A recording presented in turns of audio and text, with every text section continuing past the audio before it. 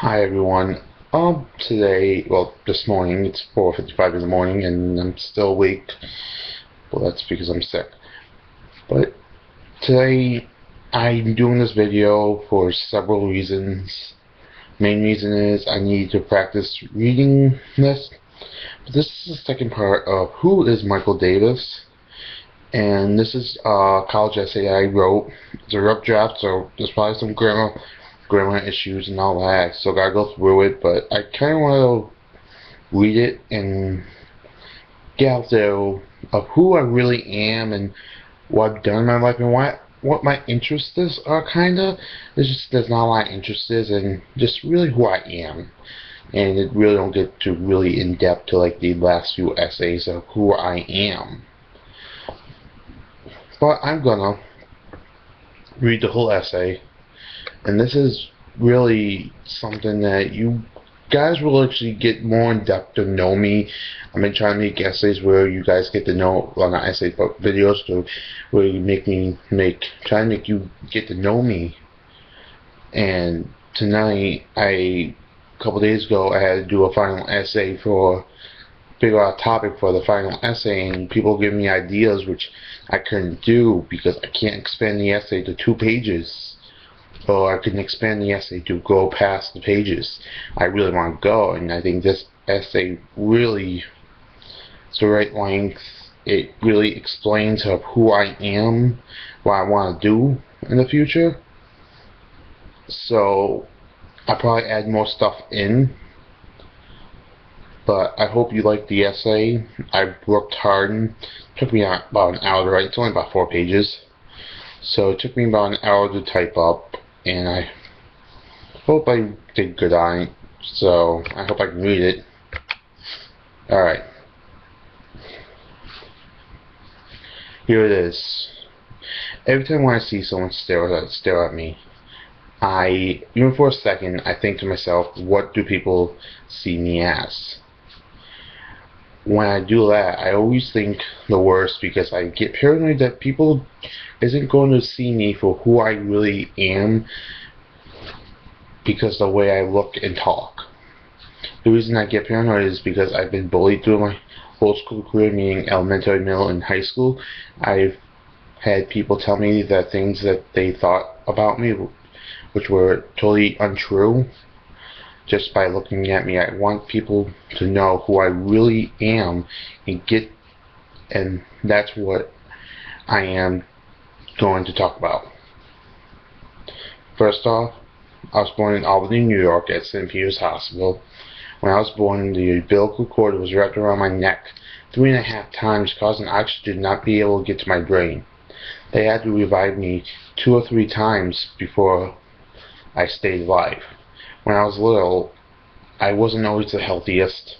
The doctors thought I stopped breathing at night when I slept, which made them worry that I was going to die in my sleep, so I had to be hospitalized. When I was in the hospital, they found out it was not what they thought, and I had asthma instead, which relieved my parents. I had 2 brothers and a sister. When I was growing up, I was always mature than everyone else in the house, and I showed that I wasn't the normal one as well. No one in my family is really normal, but I was the real oddball. First, I've always done something which is caused by my slight case of autism, which I don't do in public, and I just started doing around my family recently. I can't describe what it really is and what I do. Then I did other things that if people knew, it's really embarrassing, which everyone do things embarrassing in life. I'm sorry, I'm not really the best at public speaking and on videos that you guys can see in the past. And also growing up, I had interests in different things. The first real interest I had was football. I didn't mean that I love to watch and play it, but I also like to analyze the statistics, which not a lot of people at the age of 12 really know how to do.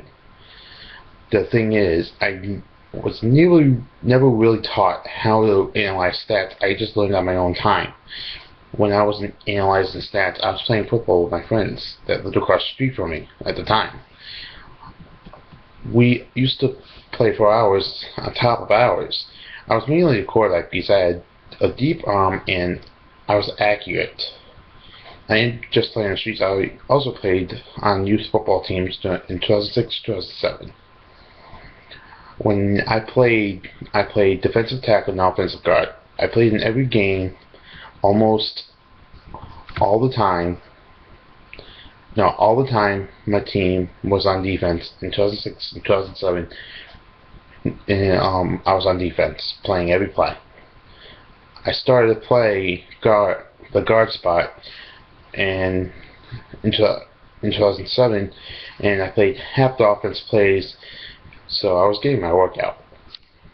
In 2005, my cousin Joe brought me to my first Buffalo Bills game, which was on November 27th, and we played the Panthers, which we lost the game, but it was a great experience for me. In the following 2 seasons, I had season tickets to the Bills games.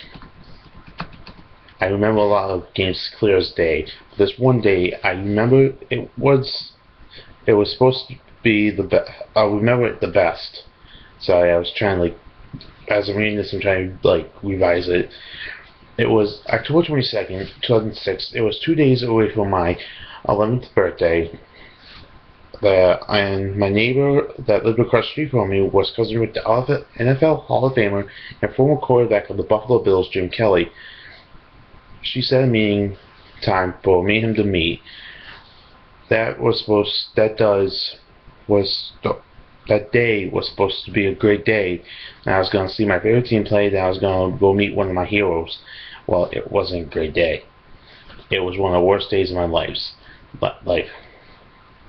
It started out with me and my cousin slipping on wet leaves and hit a guardrail, which made us late to the game. We got there at halftime.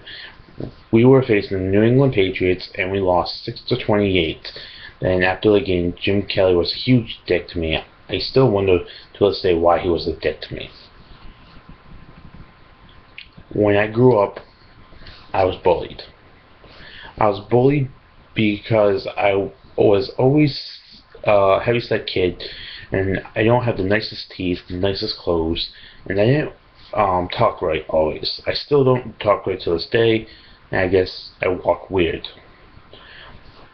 But the thing is that always got to me. I was never really mean to people in life.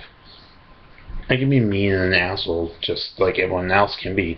To this day, I still don't have the nicest teeth, nicest clothes, but I'm still nice to people, and sometimes I still don't get treated with the respect I give people, which makes me think sometimes, why am I always nice to every person when I just get treated like shit in the end? But here's the reason.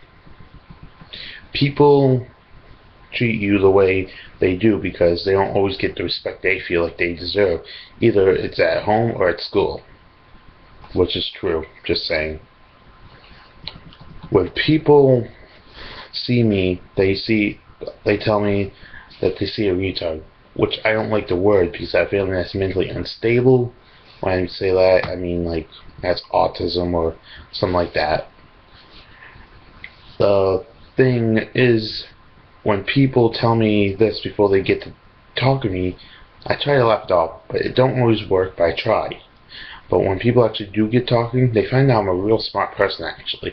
My ex even told me that she thought I was dumb because the way I talk. Because the way I talk. But then she figured out I'm smart. There are reasons why I'm smart. One of the reasons is I do a lot of research on my own time on different subjects, especially history. I love history. And another reason I'm smart, or should I say I say wise, It's because I've been through everything that you can imagine in my life. If I wrote down a list, it would take me all day to read it out loud. But I do give great advice out because I've been through like everything. Also, I do fool every person that see me.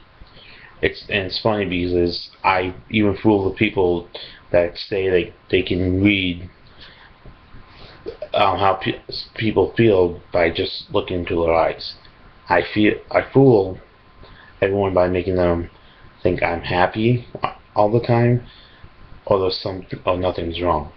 This is a bad habit to get into, which I do know I can't stop because I don't need anyone to worry about me. Which, no, when you see me, most likely I am emotional pain. I don't tell anyone because I don't do because I won't do what I've done in the past, which is hit myself with a hammer, and purposely cause physical pain or try to do anything more. The reason I don't do this is because I have a life goal, and that life goal is to make a difference in the world before I leave this planet. I make differences in people's lives, multiple people's lives, and that is that they can show who they really are and not be afraid what people are going to say or do. Hopefully, I can spread that worldwide by the time I die. This is the true Michael Davis, and that no one will be able to change who I am, because I am like my late grandfather. I am stubborn as a bat.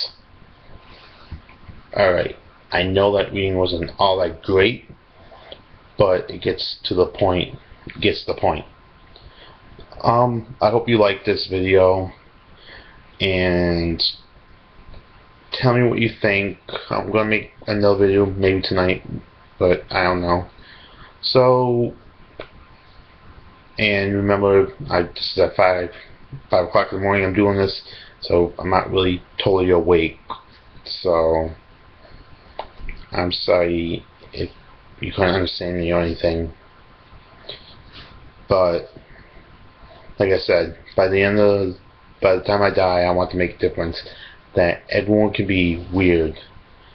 By weird, I mean act like they want to act, which people might think that's weird, or they think is weird. That they can show who they really are, rather than be afraid what people are going to think about them. And hopefully, by the time I die, bullying will be more controlled, and people will be dealt with by the law, by the system. And the parents will finally understand that bullying is not a minor issue. Bullying is a major issue that no one is taking care of, and it's really bullshit.